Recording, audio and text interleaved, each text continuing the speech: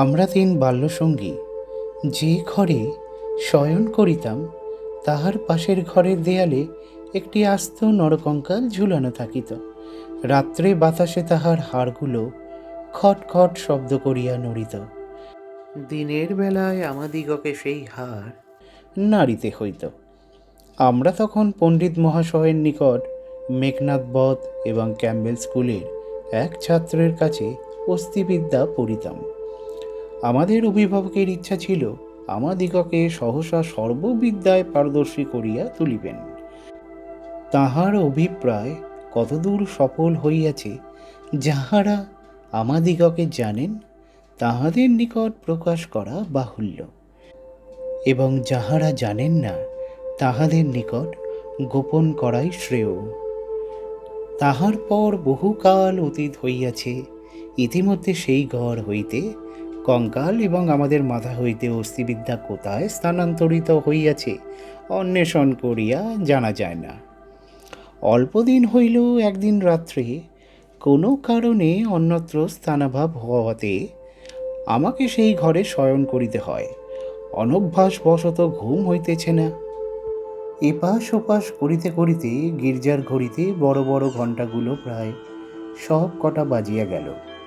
এমন সময় ঘরের কোণে যে তেলের সেচ জ্বলিতেছিল সেটা প্রায় মিনিট পাঁচেক ধরিয়া খাবি খাইতে খাইতে একেবারে নিবিয়া গেল। ইতিপূর্বে আমাদের বাড়িতে দু একটা দুর্ঘটনা ঘটিয়াছে, তাই এই আলো নেবা হইতে সহজেই মৃত্যুর কথা মনে উদয় হইল। মনে হইল এই যে রাত্রি 2 প্রহরে একটি দীপশিখা চির অন্ধকারে মিলাইয়া গেল, প্রকৃতির কাছে ইহাও যেমন, আর মানুষের ছোট ছোট প্রাণ শিখা কখনো দিনে কখনো রাত্রে হঠাৎ নিবিয়া বিস্মৃত হইয়া যায়, তাহাও তেমনি। ক্রমে সেই কঙ্কালের কথা মনে পড়িল। তাহার জীবৎকালের বিষয় কল্পনা করিতে করিতে সহসা মনে হইল একটি চেতন পদার্থ অন্ধকারে ঘরের দেয়াল হাতড়াইয়া আমার মশারির চারিদিকে ঘুরিয়া ঘুরিয়া বেড়াইতেছে। তাহার ঘন ঘন নিঃশ্বাসের শব্দ শোনা যাইতেছে। সে যেন কি খুঁজিতেছে, পাইতেছে না, এবং দ্রুততর বেগে ঘরময় প্রদক্ষিণ করিতেছে। নিশ্চয় বুঝিতে পারিলাম সমস্তই আমার নিদ্রাহীন উষ্ণ মস্তিষ্কের কল্পনা, এবং আমারই মাথার মধ্যে বো বো করিয়া যে রক্ত ছুটিতেছে তাহাই দ্রুত পদশব্দের মতো শুনাইতেছে। কিন্তু তবু গা ছমছম করিতে লাগিল।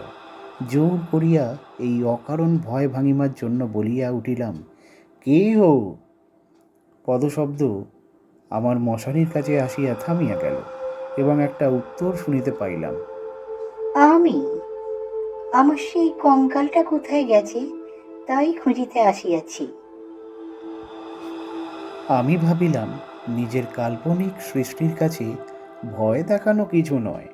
পাশ বালিশটা সবলে আঁকড়িয়া ধরিয়া চিরপরিচিতের মতো অতি সহজ সুরে বলিলাম, এই দুপুর রাত্রে বেশ কাজটি বাহির করিয়াছ, তা সে কঙ্কালে এখন আর তোমার আবশ্যক? অন্ধকারে মশারির অত্যন্ত নিকট হইতে উত্তর আসিল, বলো কি? আমার বুকের হাড় যে তাহারই মধ্যে ছিল, আমার 26 বৎসরের যৌবন যে তাহার চারিদিকে বিকশিত হইয়াছিল, একবার দেখিতে ইচ্ছা করে না? আমি তৎক্ষণাৎ বলিলাম, হ্যাঁ, কথাটা সংকত বটে, তা তুমি সন্ধান করো গে, যাও, আমি একটু ঘুমাইবার চেষ্টা করি। সে বলিল, তুমি একলা আছো বুঝি? তবে একটু বসি, একটু গল্প করা যাক। 35 বৎসর পূর্বে আমিও মানুষের কাছে বসিয়া মানুষের সঙ্গে গল্প করিতাম। এই 35টা বৎসর আমি কেবল শ্মশানের বাতাসে হু হু শব্দ করিয়া বেড়াইয়াছি। আজ তোমার কাছে বসিয়া আর একবার মানুষের মতো করিয়া গল্প করি। অনুভব করিলাম আমার মশারির কাছে সে বসিল। নিরুপায় দেখিয়া আমি বেশ একটু উৎসাহের সহিত বলিলাম, সেই ভালো, যাহাতে মন বেশ প্রফুল্ল হইয়া ওঠে এমন একটা কিছু গল্প বলো। সে বলিল, সবচেয়ে মজার কথা যদি শুনতে চাও তো আমার জীবনের কথা বলি। গির্জার ঘড়িতে ঢং ঢং করিয়া 2টা বাজিল। যখন মানুষ ছিলাম এবং ছোট ছিলাম তখন এক ব্যক্তিকে জমের মতো ভয় করিতাম। তিনি আমার স্বামী। মাছকে বড়শি দিয়া ধরিলে তাহার যেমন মনে হয়, আমারও সেইরূপ মনে হইত। অর্থাৎ কোনো এক সম্পূর্ণ অপরিচিত জীব যেন বড়শিতে গাঁথিয়া আমাকে আমার স্নিগ্ধ গভীর জন্ম জলাশয় হইতে টান মারিয়া ছিনিয়া লইয়া যাইতেছে। কিছুতে তাহার হাত হইতে পরিত্রাণ নাই। বিবাহের 2 মাস পরেই আমার স্বামীর মৃত্যু হইল এবং আমার আত্মীয় স্বজনেরা আমার হইয়া অনেক বিলাপ পরিতাপ করিলেন। আমার শ্বশুর অনেকগুলি লক্ষণ মিলাইয়া দেখিয়া শাশুড়িকে কহিলেন, শাস্ত্রী যাহাকে বলে বিষকন্যা, এ মেয়েটি তাই। সে কথা আমার স্পষ্ট মনে আছে। শুনিতেছ কেমন লাগিতেছে? আমি বলিলাম, বেশ, গল্পের আরম্ভটি বেশ মজার। তবে শোনো। আনন্দে বাপের বাড়ি ফিরিয়া আসিলাম।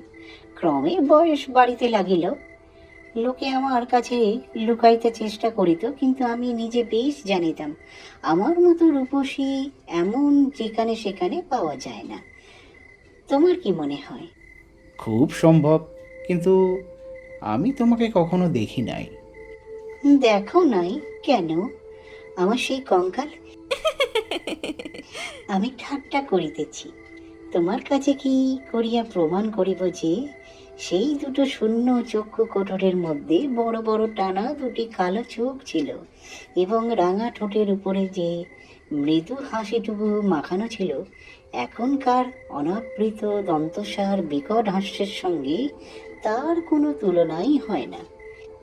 এবং সেই কয়খানা দীর্ঘ শুষ্ক অস্থিখণ্ডের উপর এত লালিত্য, এত লাবণ্য, যৌবনের এত কঠিন কোমল নিটোল পরিপূর্ণতা প্রতিদিন প্রস্ফুটিত হইয়া উঠিতেছিল।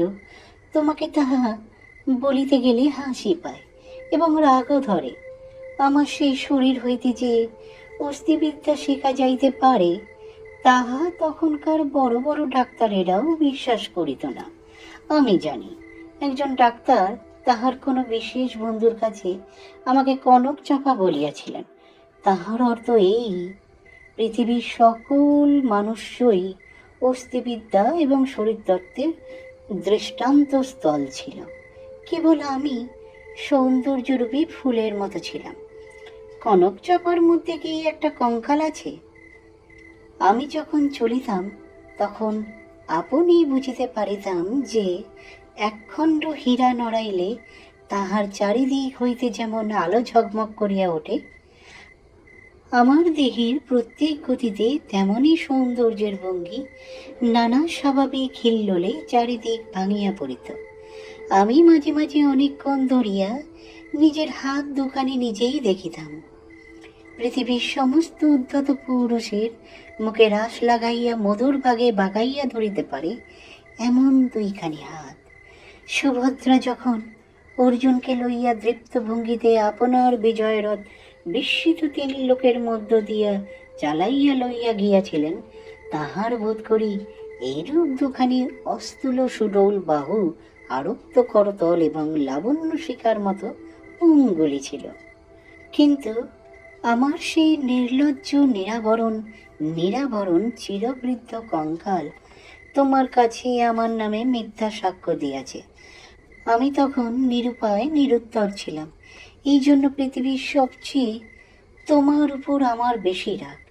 ইচ্ছা করে আমার সেই 16 বৎসরের জীবন্ত যৌবন তাপে উত্তপ্ত আরক্তিম রূপখানি একবার তোমার চোখের সামনে দাঁড় করাই, বহুকালের মতো তোমার 2 চক্ষের নিদ্রা ছুটিয়া দিই, তোমার অস্থিবিদ্যাকে অস্থির করিয়া দেশ ছাড়া করি।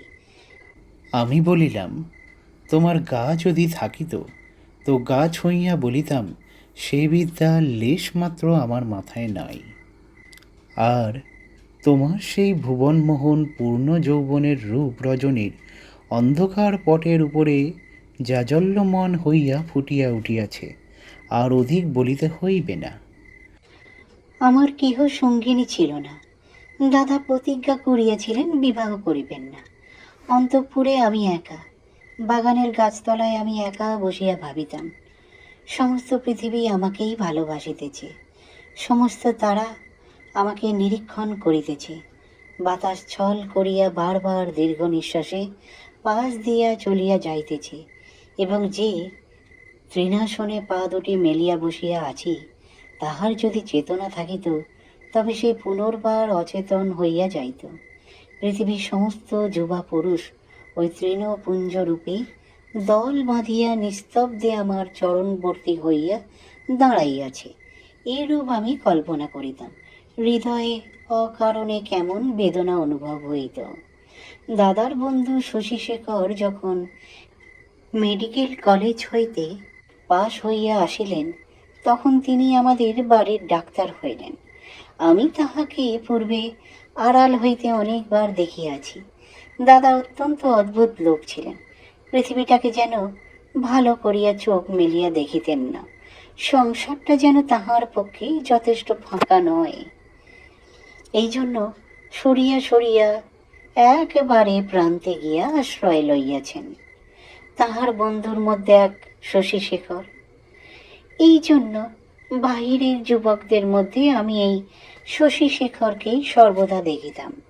এবং যখন আমি সন্ধ্যাবেলা পুষ্পতরী তলে সম্রাজ্ঞীর আসন গ্রহণ করিতাম, তখন পৃথিবীর সমস্ত পুরুষ জাতি শশীশেখরের মূর্তি ধরিয়া আমার চরণাগত হইত।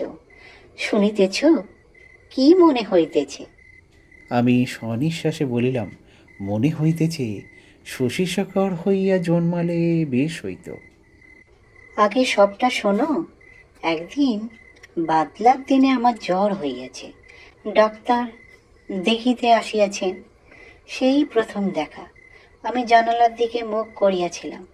সন্ধ্যার লাল হাওয়াটা পড়িয়া রুগ্ন মুখের বিবর্ণতা যাহাতে দূর হয়। ডাক্তার যখন ঘরে ঢুকিয়াই আমার মুখের দিকে একবার চাহিলেন, তখন আমি মনে মনে ডাক্তার হইয়া কল্পনায় নিজের মুখের দিকে চাহিলাম। সেই সন্ধ্যালোকে কোমল বালিশের উপরে একটা ঈষৎ ক্লিষ্ট কুসুম পেলব মুখ, অসংযমিত চূর্ণ কুন্তল ললাটের উপর আসিয়া পড়িয়াছে, এবং লজ্জায় আনমিত বড় বড় চোখের পল্লব কপলের উপর ছায়া বিস্তার করিয়াছে। ডাক্তার নম্র মৃদু স্বরে দাদাকে বলিলেন, একবার হাতটা দেখিতে হইবে। আমি গাত্রাবরণের ভিতর হইতে ক্লান্ত সুগোল হাতখানি বাহির করিয়া দিলাম। একবার হাতের দিকে চাহিয়া দেখিলাম, যদি নীলবর্ণ কাঁচের চুড়ি পরিতে পারিতাম তো আরও বেশ মানাইত। রোগীর হাত লইয়া নাড়ি দেখিতে ডাক্তারের এমন ইতস্তত ইতিপূর্বে কখনো দেখি নাই।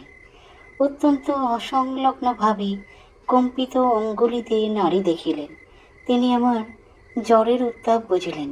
আমিও তাহার অন্তরের নারী কিরূপ চলিতেছে কতকটা আভাস পাইলাম। বিশ্বাস হইতেছে না। আমি বলিলাম, অবিশ্বাসের কোনো কারণ দেখিতেছি না। মানুষের নারী সকল অবস্থায় সমান চলে না। কালক্রমে আরও 2-4বার রোগ ও আরোগ্য হইবার পরে দেখিলাম আমার সেই সন্ধ্যাকালের মানব সভায় পৃথিবীর কোটি কোটি পুরুষ সংখ্যা অত্যন্ত হ্রাস পাইয়া ক্রমে একটিতে আসিয়া ঠেকিল। আমার পৃথিবী প্রায় জনশূন্য হইয়া আসিল। জগতে কেবল একটি ডাক্তার এবং একটি রোগী অবশিষ্ট রহিল। আমি গোপনে সন্ধ্যাবেলায় একটি বাসন্তী রঙের কাপড় পরিতাম। ভালো করিয়া খোঁপা বাঁধিয়া মাথায় এক কাছি বেল ফুলের মালা জড়াইতাম। একটি আয়না হাতে লইয়া বাগানে গিয়া বসিতাম। কেন? আপনাকে দেখিয়া কি আর পরিতৃপ্তি হয় না? বাস্তবিকই হয় না? কেননা আমি তো আপনি আপনাকে দেখিতাম না। আমি তখন একলা বসিয়া 2 জন হইতাম। আমি তখন ডাক্তার হইয়া আপনাকে দেখিতাম, মুগ্ধ হইতাম এবং ভালোবাসিতাম এবং আদর করিতাম, অথচ প্রাণের ভিতরে একটা দীর্ঘ নিঃশ্বাস সন্ধ্যা বাতাসের মতো হু হু করিয়া উঠিত। সেই হইতে আমি আর একলা ছিলাম না। যখন চলিতাম, নত নেত্রে চাহিয়া দেখিতাম পায়ের অঙ্গুলিগুলি পৃথিবীর উপরে কেমন করিয়া পড়িতেছে, এবং ভাবিতাম এই পদক্ষেপ আমাদের নতুন পরীক্ষার তীর্ণ ডাক্তারের কেমন লাগে। মধ্যাহ্নে জানালার বাইরে ঝাঁ ঝাঁ করিত। কোথাও সারা শব্দ নাই। মাঝে মাঝে এক একটা চিল অতি দূর আকাশে শব্দ করিয়া উড়িয়া যাইত, এবং আমাদের উদ্যান প্রাচীরের বাহিরে খেলনাওয়ালা সুর ধরিয়া চাই, খেলনা চাই, চুড়ি চাই করিয়া ডাকিয়া যাইত। আমি একখানি ধবধবে চাদর পাতিয়া নিজের হাতে বিছানা করিয়া শয়ন করিতাম। একখানি অনাবৃত বাহু কোমল বিছানার উপরে যেন অনাদরে মেলিয়া দিয়া ভাবিতাম, এই হাতখানি এমনই ভঙ্গিতে কে যেন দেখিতে পাইল, কে যেন দুইখানি হাত দিয়া তুলিয়া লইল, কে যেন ইহার আরক্ত করতলের উপর একটি চুম্বন রাখিয়া দিয়া আবার ধীরে ধীরে ফিরিয়া যাইতেছে। মনে করো, এইখানে গল্পটা যদি শেষ হয়, তা হইলে কেমন হয়? আমি বলিলাম, মন্দ হয় না, একটু অসম্পূর্ণ থাকে বটে, কিন্তু সেইটুকু আপন মনে পূরণ করিয়া লইতে বাকি রাতটুকু বেশ কাটিয়া যায়। কিন্তু তাহা হইলে গল্পটা যে বড় গম্ভীর হইয়া পড়ে। ইহার উপহাসটুকু থাকে কোথায়? ইহার ভিতরকার কঙ্কালটা তাহার সমস্ত দাঁত কটে মেলিয়া দেখা দেয় কই? তারপরে শোনো। একটুখানি পসার হইতেছে, আমাদের বাড়ির একতলার ডাক্তার তাহার ডাক্তারখানা খুলিলেন।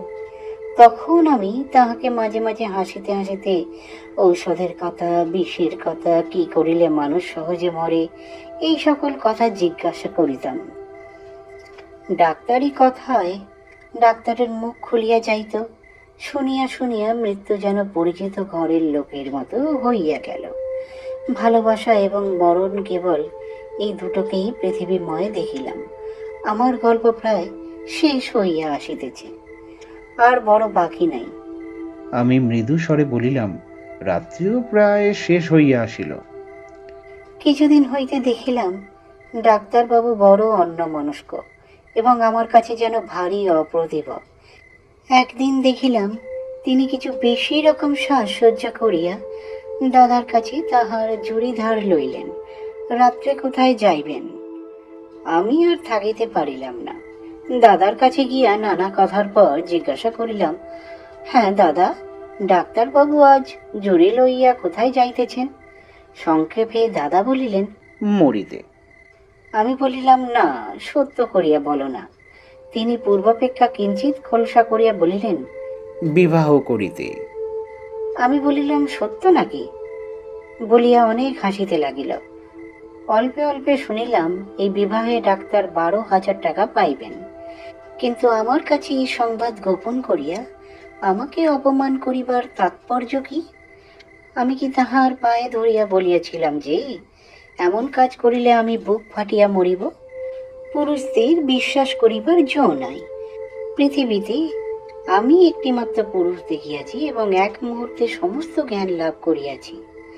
ডাক্তার রোগী দেখিয়া সন্ধ্যার পূর্বে ঘরে আসিলে আমি প্রচুর পরিমাণে হাসিতে হাসিতে বললাম, কি ডাক্তার মহাশয়, আজ নাকি আপনার বিবাহ? আমার প্রফুল্লতা দেখিয়া ডাক্তার যে কেবল অপ্রতিভ হইলেন তা নয়, ভারী বিমর্ষ হইয়া গেলেন। জিজ্ঞাসা করিলাম, বাজনা বাদ্য কিছু নাই যে? শুনিয়া তিনি ঈষৎ একটু নিঃশ্বাস ফেলিয়া বলিলেন, বিবাহ ব্যাপারটা কি এতই আনন্দের? শুনিয়া আমি হাসিয়া অস্থির হইয়া গেলাম। এমন কথাও তো কখনো শুনি নাই। আমি বললাম, সে হইবে না, বাজনা চাই, আলো চাই। দাদাকে এমনি ব্যস্ত করিয়া তুলিলাম যে দাদা তখনই রীতিমতো উৎসবের আয়োজনে প্রবৃত্ত হইলেন।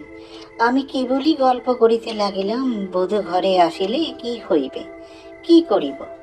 জিজ্ঞাসা করিলাম, আচ্ছা ডাক্তার মহাশয়, তখনও কি আপনি রোগীর নাড়ি টিপিয়া বেড়াইবেন? যদিও মানুষের, বিশেষত পুরুষের মনটা দৃষ্টিগোচর নয়, তবু আমি শপথ করিয়া বলিতে পারি কথাগুলি ডাক্তারের বুকে শেলের মতো বাজিতেছিল। অনেক রাত্রে লগ্ন। সন্ধ্যাবেলায় ডাক্তার ছাদের উপর বসিয়া দাদার সহিত 2-1 পাত্র মদ খাইতেছিলেন। দুইজনেরই এই অভ্যাসটুকু ছিল। ক্রমেই আকাশের চাঁদ উঠিল। আমি হাসিতে হাসিতে আসিয়া বলিলাম, ডাক্তার মশাই ভুলিয়া গেলেন নাকি? যাত্রার যে সময় হইয়াছে। এইখানে একটা সামান্য কথা বলা আবশ্যক। ইতিমধ্যে আমি গোপনে ডাক্তারখানায় গিয়া খানিকটা ঘোড়া সংগ্রহ করিয়া আনিয়াছিলাম, এবং সেই ঘোড়ার কিয়ৎ সুবিধা মতো অলক্ষিতে ডাক্তারের গ্লাসে মিশাইয়া দিয়াছিলাম। কোন ঘোড়া খাইলে মানুষ মরে ডাক্তারের কাছে শিখিয়াছিলাম। ডাক্তার এক চুমুকে গ্লাসটি শেষ করিয়া কিঞ্চিত আর্দ্র গদগদ কণ্ঠে আমার মুখের দিকে মর্মান্তিক দৃষ্টিপাত করিয়া বলিলেন, তবে চলিলাম। বাঁশি বাজিতে লাগিল। আমি একটি বারাণসী শাড়ি পরিলাম। যতগুলি গহনা সিন্ধুকে তোলা ছিল সবগুলি বাহির করিয়া পরিলাম। সিঁথিতে বড় করিয়া সিঁদুর দিলাম। আমার সেই বকুলতলার বিছানা পাতিলাম। বড় সুন্দর রাত্রি, ফুটফুটে জ্যোৎস্না সুপ্ত জগতের ক্লান্তি হরণ করিয়া দক্ষিণে বাতাস বহিতেছে। জুঁই আর বেল ফুলের গন্ধে সমস্ত বাগান আমোদ করিয়া আছে। বাঁশির শব্দ যখন ক্রমে দূরে চলিয়া গেল, জ্যোৎস্না যখন অন্ধকার হইয়া আসিতে লাগিল, এই তরু পল্লব এবং আকাশ এবং আজন্মকালের ঘর দুয়ার লইয়া পৃথিবী যখন আমার চারিদিক হইতে মায়ার মতো মিলাইয়া যাইতে লাগিল, তখন আমি নেত্র নিমীলন করিয়া হাসিলাম। ইচ্ছা ছিল যখন লোকে আসিয়া আমাকে দেখিবে, তখন এই হাসিটুকু যেন রঙিন নেশার মতো আমার ঠোঁটের কাছে লাগিয়া থাকে। ইচ্ছে ছিল যখন আমার অনন্ত রাত্রির বাসর ঘরে ধীরে ধীরে প্রবেশ করিব, তখন এই হাসিটুকু এখান হইতেই মুখে করিয়া লইয়া যাইব। কোথায় বাসর ঘর? আমার সেই বিবাহের বেশ কোথায়? নিজের ভিতর হইতে একটা খটখট শব্দে জাগিয়া দেখিলাম আমাকে লইয়া তিনটি বালক বস্তিবিদ্যা শিখিতেছে। বুকের যেখানে সুখ দুঃখ ধুক ধুক করিত এবং যৌবনের পাপড়ি প্রতিদিন একটি একটি করিয়া প্রস্ফুটিত হইত, সেইখানে বেত্র নির্দেশ করিয়া কোন অস্থির কি নাম মাস্টার শিখাইতেছে। আর সেই যে অন্তিম হাসিটুকু ওষ্ঠের কাছে ফুটাইয়া তুলিয়াছিলাম, তাহার কোনো চিহ্ন দেখিতে পাইয়াছিলে কি? গল্পটা কেমন লাগিল? আমি বলিলাম, গল্পটি বেশ প্রফুল্লকর। এমন সময় প্রথম কাক ডাকিল। জিজ্ঞাসা করিলাম, এখনো আছো কি? কোনো উত্তর পাইলাম না। ঘরের মধ্যে ভোরের আলো প্রবেশ করিল।